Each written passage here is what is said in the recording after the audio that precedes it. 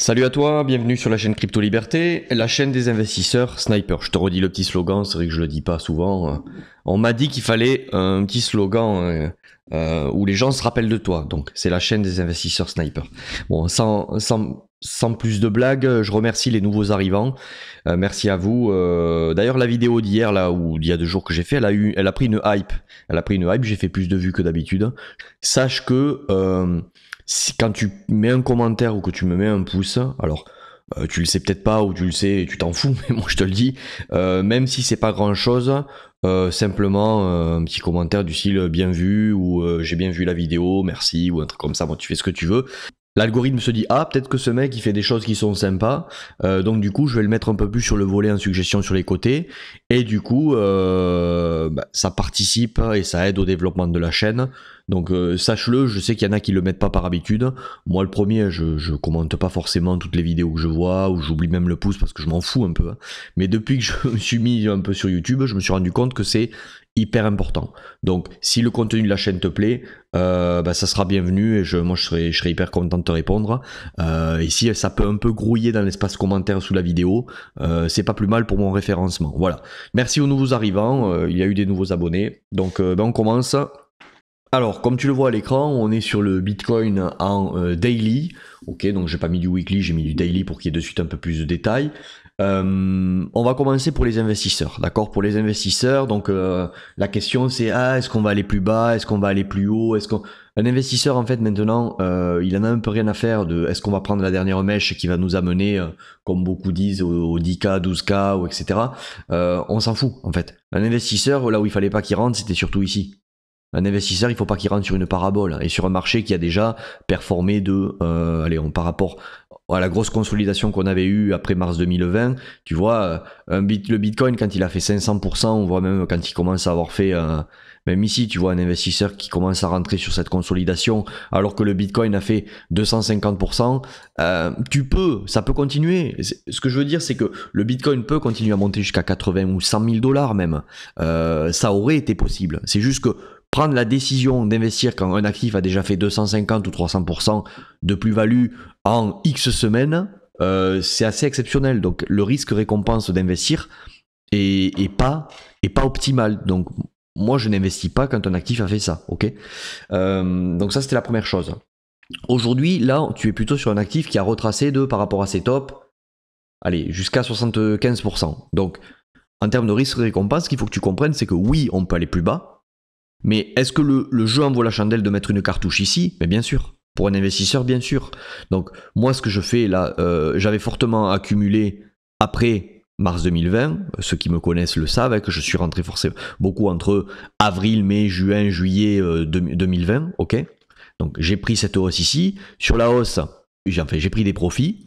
Pas assez, et ça c'est une erreur que j'ai fait et je te garantis que sur le prochain bull market, lorsqu'on vivra un bull market, j'en prendrai plus parce que la clé, je me suis rendu compte pour gagner sur ce marché et surtout pour ne pas perdre, hein, parce que au début on se dit tous ouais mais c'est facile, ceux qui perdent c'est des nuls, mais non, énormément de gens aujourd'hui sont à perte, ok, t'en fais peut-être partie, mais énormément sont à perte. Pourquoi? C'est pas parce que t'as pas su vendre quand ça descendait, et c'est ça que beaucoup de gens font la confusion. Beaucoup de gens attendent qu'il se passe ça ou ça pour se poser la question de vendre. Alors que malheureusement, on se pose la question de vendre et c'est pas intuitif chez l'être humain. Tout ce qui monte, tout ce qui brille attire, mais il faut le fuir normalement. On vend ici. On vend ici, on vend ici, on vend ici par palier. Beaucoup vont se dire ouais, mais si je vends ici et que le marché il continue, j'aurais vendu trop tôt et après du coup je vais rentrer plus tard donc je vais perdre de l'argent. Mais il faut te dire que un marché c'est toujours pump, dump. Pump, dump. Donc il t'offrira l'occasion de rentrer. Okay, j'en parle souvent, le BTC c'est pas le S&P, ok, le S&P oui il fait ça, il retrace très peu, il continue, il retrace très peu, il continue, donc le Bitcoin c'est pas la capitalisation du SP500, et le S&P jusqu'à quand? Peut-être qu'on va avoir à un certain moment un crack qui va nous ramener vraiment à un dump qui nous ramènera dans des zones, des zones entre ce que j'appelle moi la gold zone et la silver zone, au-dessous du ratio 618 de Fibonacci. Donc c'est jamais trop tôt pour prendre des profits, ok? Et même si un jour tu dois rentrer plus haut, et je vais m'expliquer pourquoi je te dis ça, même si un jour tu as pris profit trop tôt, entre guillemets, et que tu dois rentrer après plus haut, si le plus haut où tu re-rentres après correspond plus tard à une zone où le risque-récompense est moins risqué pour le coup et vaut le coup de remettre des billes dedans, c'est un comportement professionnel. Parce que le but, c'est pas de chercher à vendre un top et d'acheter un bottom. C'est impossible d'acheter un bottom parfait et de vendre un top parfait. Ce qu'il faut, c'est gérer son money management, c'est arbitrer le risque. Je m'explique dans ce que je viens de te dire là. Ce que je viens de te dire là, par exemple, je vais te l'illustrer. Tu traces un Fibonacci, tu le sais, moi, c'est la Gold Zone et la Silver Zone qui sont intéressantes pour l'investissement. Donc, quand on était ici, tu vois, c'était en dessous le ratio 618 et jusqu'au 786. Et une zone excellente, c'est entre le 786 et le 886. Donc, un exemple, tu vois, là, le BTC, il était parti. Hop, ici, il a retracé. Il n'est pas revenu dans la Gold Zone. Donc, j'ai pas voulu investir, par exemple, ici, là, quand on était sur le 0,382 à 27 426. Pourquoi? Parce que tant qu'on ne retraçait pas assez profond jusqu'au 0,618, le risque-récompense à ce moment-là, quand le marché n'était pas connu, c'est-à-dire à l'époque, c'est-à-dire tout ça, ça n'existait pas, il était élevé. Pourquoi? Parce qu'à tout moment, on pouvait se manger une retrace à 0,618. Donc je ne voulais pas rajouter des cartouches dans Bitcoin ici.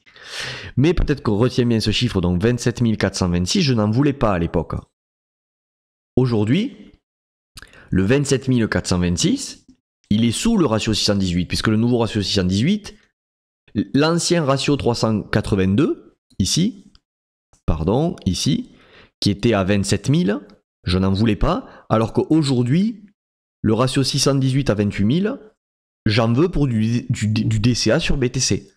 Et tu vas me dire, ouais, mais alors c'est complètement idiot, il aurait fallu à l'époque acheter à 27 000, alors que tu voulais pas. Oui, mais à l'époque, voilà, ce qu'il faut comprendre, c'est qu'à l'époque, le marché, il était comme ça. Donc tu le découvres au fur et à mesure. Quand tu as un dump comme ça, tu sais pas encore ce qui va se passer derrière. Personne n'est capable de prévoir l'avenir. Surtout quand on est en découverte de prix, d'accord? Donc ici, pump, on continue.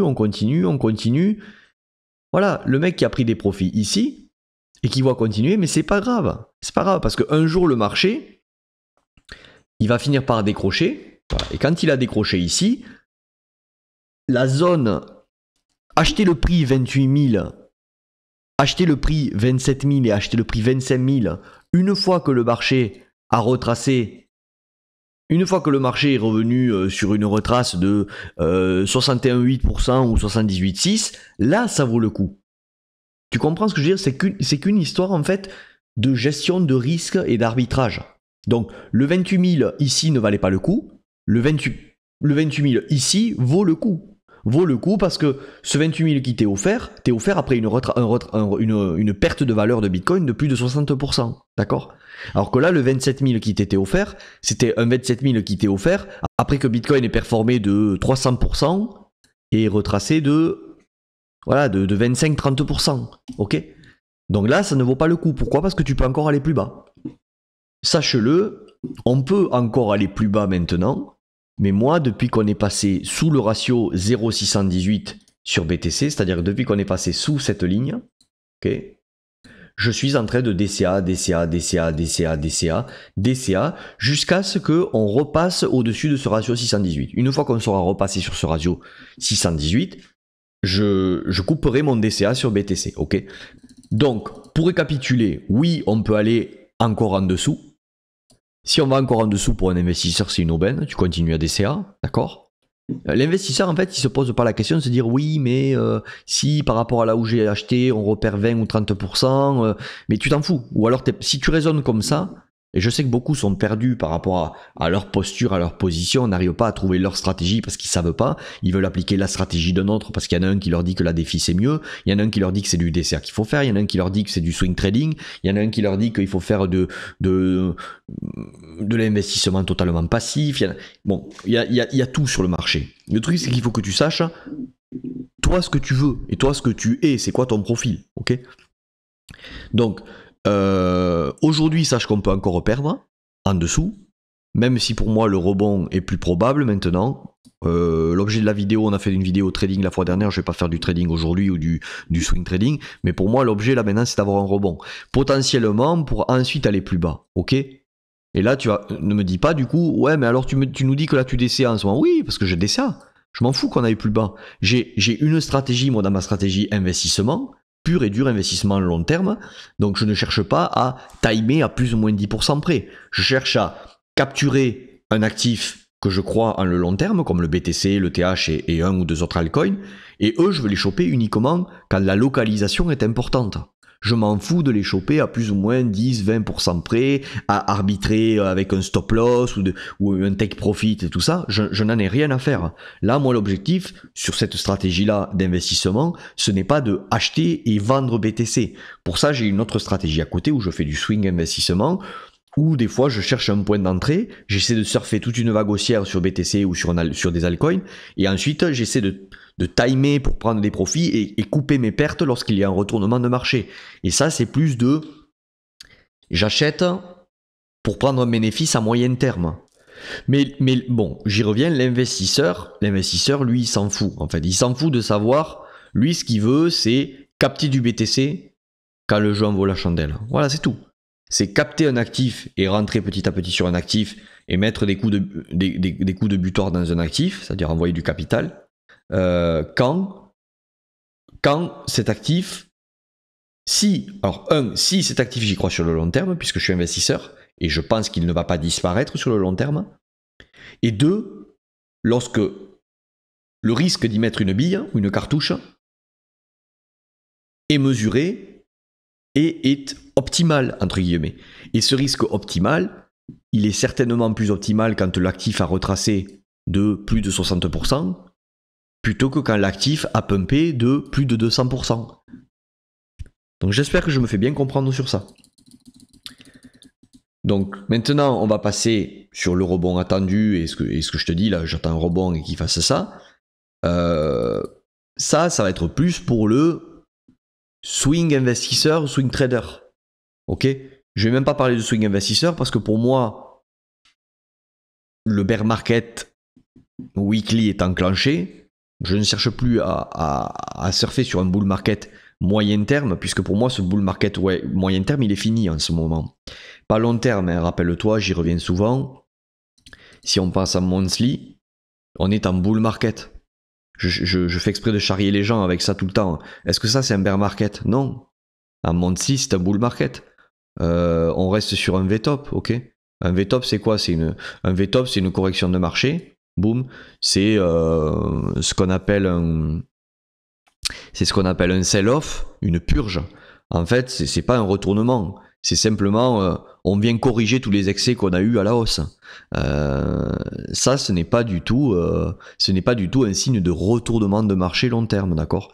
Un signe de retournement de marché long terme, c'est lorsque tu as un gros M-top ou une grosse tête-épaule, et là oui, tu as un gros M-top qui est placé. En monthly, là ça fait mal, mais là pour l'instant c'est pas du tout ça. En monthly, si tu zoomes, c'est pas un M-top ça. Il y en a plein qui disent ouais M-top, non. M-top, c'est quand le deuxième top est au moins égal ou plus bas que le premier.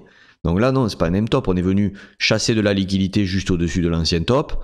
Alors, je me répète, pourquoi chasser de la liquidité ? Quand on est venu au-dessus de l'ancien ATH ici, là, qu'on est venu mécher, qu'est-ce qu'on a fait ? On a cassé l'ancien ATH. En cassant l'ancien ATH, on a chopé tous les stop-loss de ceux qui avaient shorté ici. Tu vois, ceux qui ont shorté ici pour jouer un bear market jusqu'en bas, certainement, en shortant ici, ils ont placé leur stop-loss au-dessus de la structure.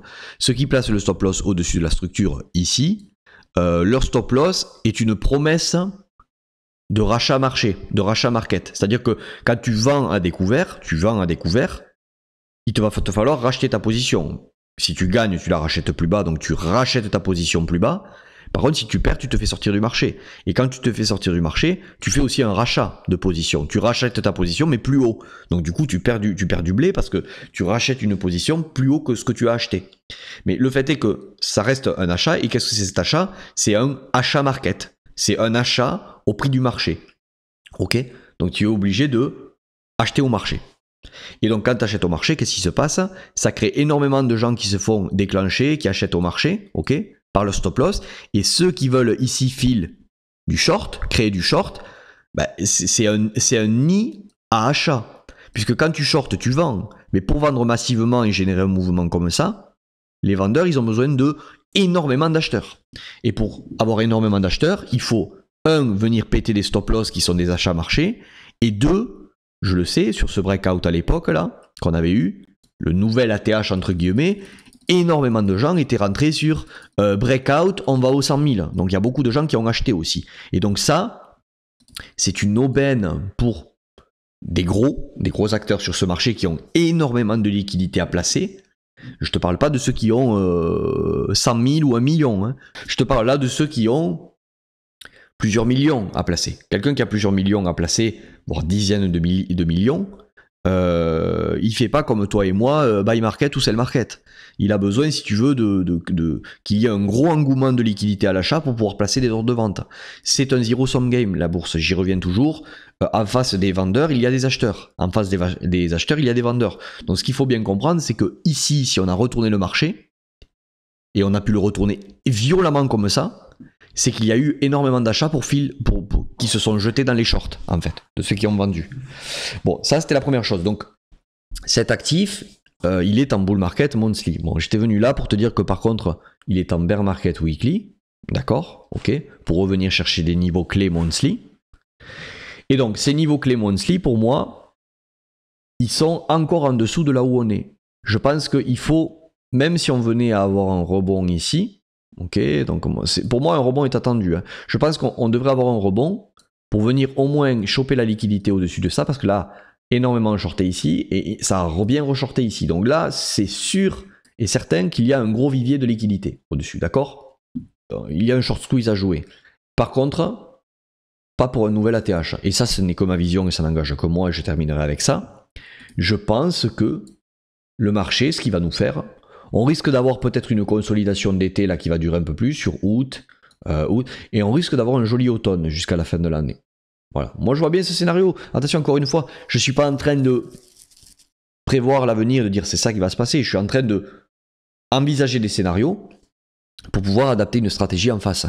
Le pire des cas que tu peux vivre, c'est être là, bouche ouverte, tétanisé, dire qu'est-ce que je fais? Je sais pas. Et du coup, tu es toujours dans la surréaction quand le marché fait quelque chose. Marché il monte, ah j'achète. Hein. Le marché il descend, ah je vends.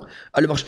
Et qu'est-ce qu'on fait? Ah purée, YouTube, la crypto liberté, qu'est-ce qu'il dit? Oh crypto, je sais plus quoi, crypto ce truc, qu'est-ce qu'il dit? Et du coup, là, la news, qu'est-ce qu'elle dit? Purée, qu'est-ce qu'ils vont dire les journaux économiques? Qu'est-ce qu'ils nous ont dit JP Morgan? Mais non, quand tu fais ça, t'es toujours en retard en fait. Ok? Donc le but c'est d'anticiper des scénarios. S'il se passe ça, je fais ça. S'il se passe ça, je fais ça. Mais t'es prêt déjà. Donc moi, ça me paraît cohérent par rapport au placement des liquidités, par rapport à la psychologie des marchés, par rapport à plein de choses que ce dernier dump, je ne le vois pas maintenant. Pourquoi? Parce que trop l'attendent. Et trop se disent, si j'ai le dump là, je vais me régaler, je vais recharger fort dans BTC.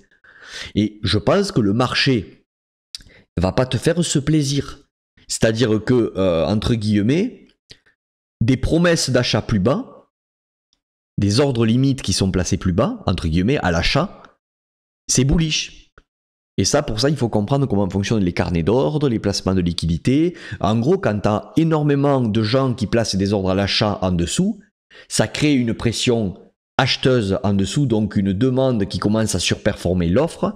Et si la demande commence à surperformer l'offre en dessous, le marché, pour lui, il interprète comment? C'est bullish. Et si c'est bullish, le marché il monte. Ok? Et donc, si le marché monte, probablement que ce marché, il va essayer, de frustrer ces gens qui attendaient plus bas et qui vont finir par rentrer plus haut.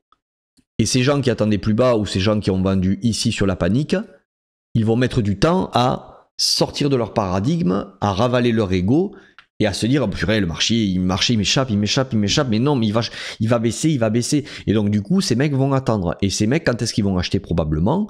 Moi, je les vois bien acheter quand on va casser ce niveau clé. Parce que c'est un niveau clé, c'est là que ça a beaucoup vendu, c'est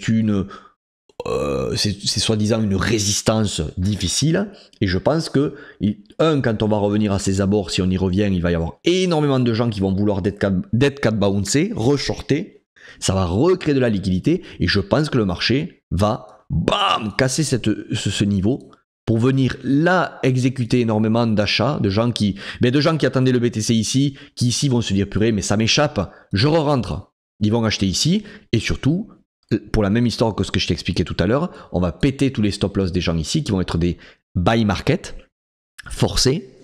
Et donc tous ces buy market, plus tous ces gens qui vont FOMO ici, va permettre de construire le short et le dernier sell final qui va nous envoyer potentiellement, et moi je le vois comme ça, c'est mon scénario, ici. Et donc on viendra vraiment combler ce creux, recréer une dalle de béton supplémentaire au-dessus de la dalle de béton qui avait été créée entre les 10 000 et les 3 000 à la fin du dernier bear market.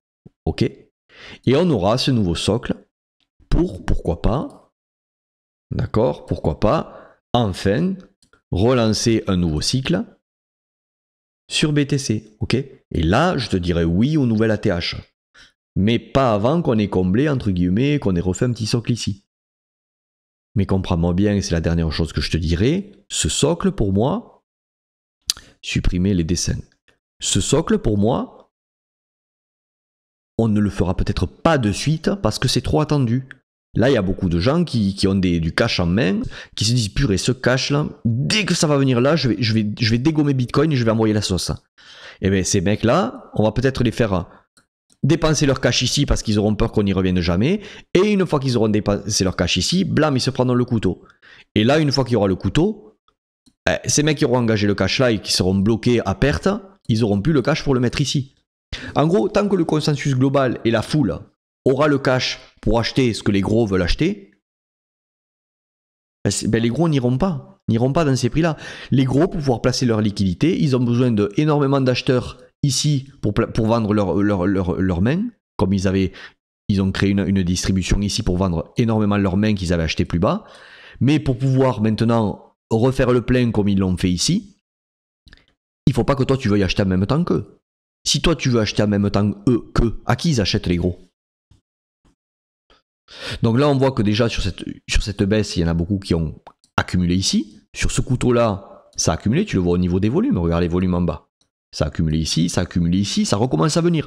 Pour moi, il y a besoin maintenant, après savoir accumuler ici, ils ont un prix moyen qui est par là, il y a besoin peut-être d'un pump pour que ceux qui attendent ça là disent « Ah, mais finalement, j'achète ici ». Voilà, donc là, ils vont peut-être redistribuer la main pour renfoncer le marché. Et là, quand plus personne ne croira en la crypto, qu'on n'en parlera plus et que tout le monde sera asséché, et que surtout ceux qui voulaient acheter plus bas n'auront plus de quoi acheter parce qu'ils auront tout acheté ici, à ce moment-là, tu auras peut-être une nouvelle mèche de volume assez impressionnante, une capitulation ultime pour un nouveau bull market. Donc pour moi, là, on n'est pas dans la capitulation encore. On est dans la phase plutôt la peur. La peur, je crois qu'il y a le déni. Le déni, il était peut-être ici. Là, on a eu la phase de peur. Pour moi, ça, c'est pas la capitulation. On va voir le rebond et le clou qui sera planté. Voilà, c'est ma version. J'espère que cette vidéo t'a plu. J'ai fait un format un peu différent. Là, j'ai plus parlé de investissement, et éventuellement rebond technique à jouer. Pense aux commentaires si ça t'a plu vraiment. Le petit commentaire qui va créer un engouement sur la chaîne.